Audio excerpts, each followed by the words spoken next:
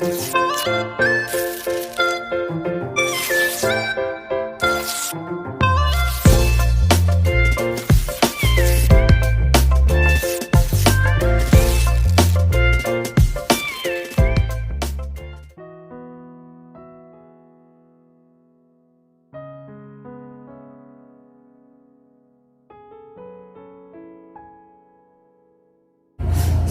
wanita Tuhan yang hebat. Puji nama Tuhan kalau pada kesempatan Tuhan masih memberikan perkenanan kepada kita semua untuk kita boleh menikmati hadirat Tuhan, ya. Sebelum kita masuk di dalam firman Tuhan, di dalam renungan, kita akan berdoa bersama-sama. Tuhan Yesus, Bapa yang baik, terima kasih untuk perkenanan Tuhan pada saat ini, dan kami merasakan jika Tuhan sungguh sangat baik, bahkan terlalu baik dalam setiap kehidupan kami. Terima kasih Tuhan untuk perkenanan-Mu, dan pada saat ini Bapa, kami akan belajar dan belajar lagi untuk boleh melihat dan memperhatikan nasihat Tuhan dalam kehidupan kami. Pimpin kami semua Bapa, Roh Kudus-Mu bekerja, jadikan kami sebagai wanita-wanita Tuhan yang hebat untuk bisa mendengar, untuk bisa melihat, untuk bisa belajar menjadi pelaku-pelaku firman. Terima kasih Tuhan, di dalam nama Tuhan Yesus kami sudah berdoa dan bersyukur. Amin. Puji nama Tuhan, para wanita Tuhan yang hebat. Pada saat ini renungan kita saya beri judul yaitu berkata-kata bijak, ya, berkata-kata bijak. Di era tahun 60-an ya, ada sebuah lagu yang sangat melegenda ya, yang dipopulerkan oleh almarhum Buk Tutupoli ya. Mungkin semua kita tahu syair lagu itu ya. Memang lidah tak bertulang, tak terbatas kata-kata, tinggi gunung 1000 janji, dan seterusnya ya. Lagu itu sangat populer sekali ya, dinyanyikan oleh almarhum Tutupoli. Dari kata-kata atau syair lagu tersebut ya, bisa ya, atau bisa mengenai di dalam kehidupan kita ya. Tempo ya, kalau kita berkata-kata ya, kalau orang Jawa itu ngomong isu dele sore tempe gitu ya, bisa terjadi ya terkadang dalam setiap kehidupan kita ya. Nah, kita sebagai anak-anak Tuhan, bagaimana cara kita untuk kita bisa mengatur tutur kata kita, kata-kata kita, mungkin kepada saudara kita, atau mungkin kepada anak, atau mungkin kepada pasangan hidup kita, atau kepada yang lainnya. Sebagai anak-anak Tuhan, kita akan buka di dalam Alkitab kita, di dalam Amsal pasal 31 ayat 26. Ia membuka mulutnya dengan hikmat, pengajaran yang lemah lembut di lidahnya. Amin ya. Di sini sangat jelas sekali bahwa ia membuka mulutnya dengan hikmat. Kita sebagai anak-anak Tuhan ya, ada 3 tipe atau 3 golongan yang dimiliki oleh seseorang dalam menyampaikan kata-kata. Yang pertama yaitu orang biasa, yaitu artinya orang yang berbicara baru berpikir ya. Di sini jika saya teringat ya akan waktu anak saya yang kedua dalam kelas 2 SMP, saya mendapat panggilan surat ya, undangan dari sekolahan, dan saya mendatangi ya. Terus kemudian setelah ditunjukkan tempat pertemuannya, biasanya kalau pertemuan orang tua kan banyak ya yang hadir. Nah itu kok cuma 11 gitu ya. Saya bertanya-tanya dalam hati saya, loh kok cuma 11 ya yang hadir orang tua wali murid ini. Terus kemudian seorang guru datang memperkenalkan diri bahwa beliau adalah guru BP ya. dan mengatakan bahwa 11 orang tua anak yang hadir itu adalah anak-anak yang bermasalah atau mengalami kasus ya di dalam sekolah. Saya kaget ya, loh anakku ada kasus apa gitu ya. Ternyata dijelaskan satu persatu anak ini kasusnya seperti ini. Nah, yang dialami anak saya adalah kasus dalam pembelajaran itu membuka HP ya. Memang dalam sekolah tersebut boleh membawa HP, tapi peraturannya ya boleh membuka kalau jam pembelajaran selesai. Itu peraturannya seperti itu. Nah, anak saya tidak. Dia mendapat SP atau peringatan kedua ya waktu saya dipanggil. Setelah itu saya juga berterima kasih kepada guru BP bahwa anak saya memang salah, silakan, saya senang kalau anak saya ditegur. Sampai di rumah singkat cerita ya, anak saya tunggu-tunggu ya, setelah datang saya suruh makan, ganti baju, setelah itu saya marahi ya, bukan menasehati tapi saya marahi ya, karena perbuatannya dia. Ya apa kok gak munggah kelas? Padahal kenaikan kelas dilihat dari nilai akademis sama perbuatanmu, sopan santunmu yang ada di tata tertib sekolah. Nek kamu gak izin kamu, saya katakan seperti itu ya. Terus kemudian pada waktu itu orang tua saya lihat, orang tua itu mulutnya itu mengandung doa. Jangan berkata-kata seperti itu, berkata-kata yang baik meskipun toh anakmu itu tidak baik, tapi terus arahkan, dituturi. Tapi kata-katamu itu harus kata-kata yang baik, karena ucapan adalah doa. Lalu saya berpikir, oh iya bener ya, saya getun gitu ya. Kenapa kok langsung saya marahin? Tidak saya tanyakan dulu.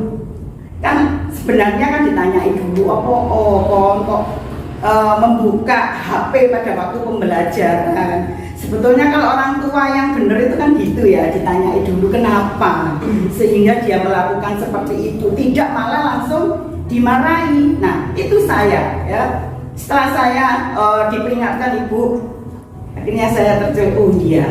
Nah ini kita bertindak ya, bertindak, tetapi juga kita berkata-kata, akhirnya kita juga merasa bahwa kita baru berpikir setelah melakukan atau berkata-kata. Kemudian golongan atau tipe yang kedua, yaitu orang bebal.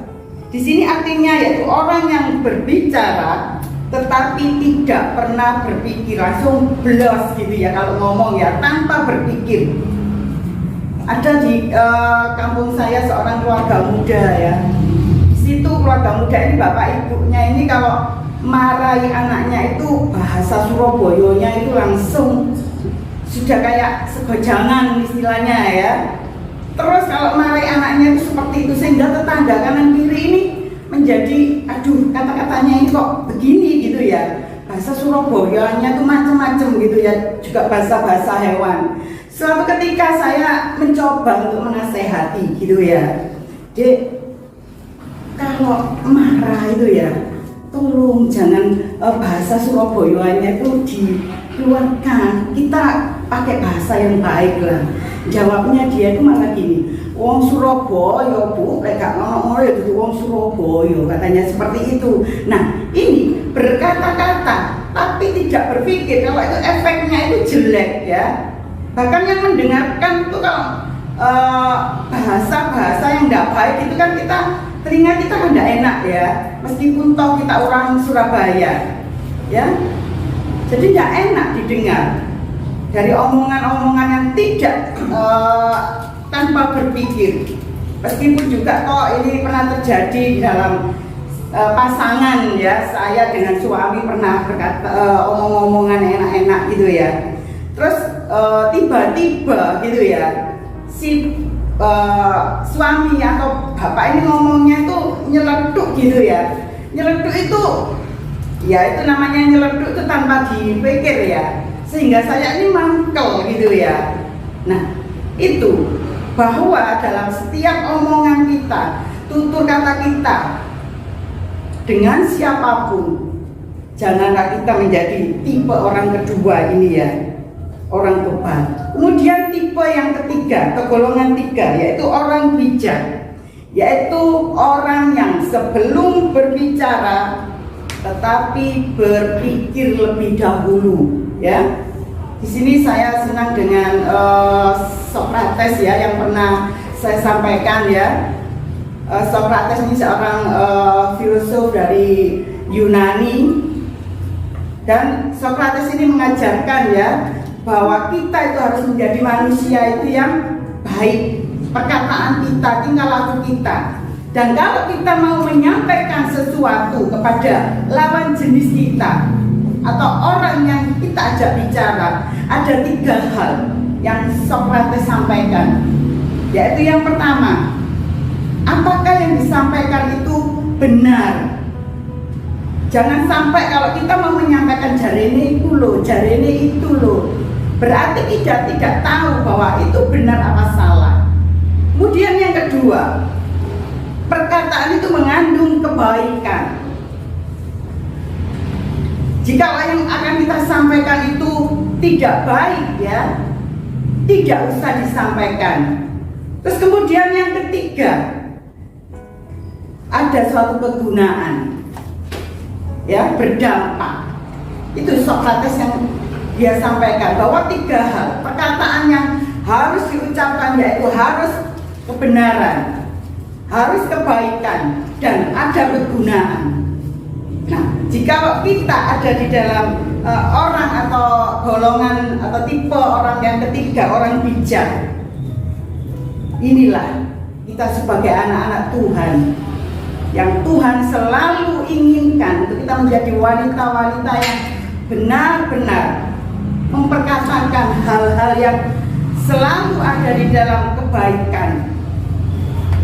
Lidah kita itu mempunyai dampak yang besar, ya, ibu-ibu, ya. Di dalam Yakobus pasal 3 ayat yang kelima, di situ dikatakan bahwa lidah kita itu digambarkan seperti api, ya. Api itu kalau kita salah menggunakan, dampaknya sangat luar biasa, ya. Bisa membakar, ya, bisa menghanguskan, bisa menghancurkan segala sesuatu, ya. Dari api yang kecil atau puntung rokok, ya, misalnya kalau dibuang di area rumput, padahal puntung rokok itu kecil, ya, kalau sudah dibuang di situ bisa membakar, ya, bisa kemana-mana. Dalam Yakobus, lidah kita diumpamakan seperti api, yaitu lidah kita ini kecil tetapi dapat memegahkan suatu perkara-perkara yang besar. Nah, untuk hal ini bagaimana kita menjadi tipe atau golongan orang ketiga? Tentunya saya yakin dan percaya, ya, semua para wanita Tuhan mesti menginginkan menjadi atau tipe orang ketiga, yaitu menjadi orang bijak, ya. Nah, bagaimana kita bisa melakukan hal itu untuk kita menjadi orang yang bijak, orang yang bisa menata omongan kita, ya, sebelum kita menyampaikan ke seseorang. Kita boleh berpikir terlebih dahulu, apakah itu berdampak baik, apakah itu berdampak buruk kepada orang yang kita ajak bicara. Yang bisa kita lakukan yaitu perkataan kita ialah perkataan yang bukan menghancurkan, tetapi perkataan yang membangun dan memberikan nasihat. Contohnya perkataan yang menghancurkan, ya, kalau kita berbicara dalam hal-hal yang negatif, ya, suka mengolok-ngolok misalnya, ya, ada yang salah sedikit, ya, kita tidak sabar, langsung kita melemparkan satu omongan yang membuat orang itu sakit hati, menghina misalnya, ya, atau mungkin kita disudutkan pada hal-hal yang tidak benar meskipun toh kita benar, yang membuat hati kita itu menjadi jengkel, ya, sehingga hal-hal yang tidak baik ada di dalam hati kita. Dan ini yang menghancurkan jika kita sampaikan kepada lawan jenis kita untuk kita berbicara. Tetapi kata-kata apa yang harus kita sampaikan supaya kata-kata kita itu membangun dan mengandung nasihat? Seperti contohnya Tuhan Yesus ya. Jikalau kita tahu bahwa peristiwa orang berdosa itu berzina ya, ditangkap ya, dan orang-orang di sekitar situ akan menghakimi, bahkan mau dirajam batu ya. Tetapi apa yang Tuhan Yesus lakukan? Tuhan Yesus berkata kepada wanita itu, dosamu sudah diampuni, pergilah, jangan berbuat dosa lagi. Ya, suatu kata-kata yang mengandung atau yang membangun ya. Jika seorang berdosa wanita ini, kalau ada di dalam perkataan orang-orang yang menangkap dia bakal binasa ya. Tapi ada di dalam Tuhan Yesus, wanita ini mendapat pengampunan. Dosamu sudah diampuni, pergilah dan janganlah berbuat dosa lagi. Nah, ini kita sebagai wanita-wanita Tuhan, mari kita contoh teladan Tuhan Yesus kita ini yang luar biasa ya, bahwa Tuhan Yesus mengasihi setiap orang. Meskipun toh wanita berdosa tadi ya, bahwa Tuhan Yesus benci dosanya, tetapi mengasihi orang yang berdosa. Demikian ibu-ibu, biarlah kita menjadi wanita-wanita Tuhan yang hebat. Kita mau setiap hari berdoa, kita mohon kepada Tuhan untuk Tuhan selalu ada mengekang mulut kita. Kita boleh memberikan, boleh berkata-kata yang bijak, boleh berkata-kata hal yang membangun, boleh berkata-kata hal yang bisa menguatkan kepada siapapun. Puji nama Tuhan. Tuhan Yesus memberkati. Haleluya.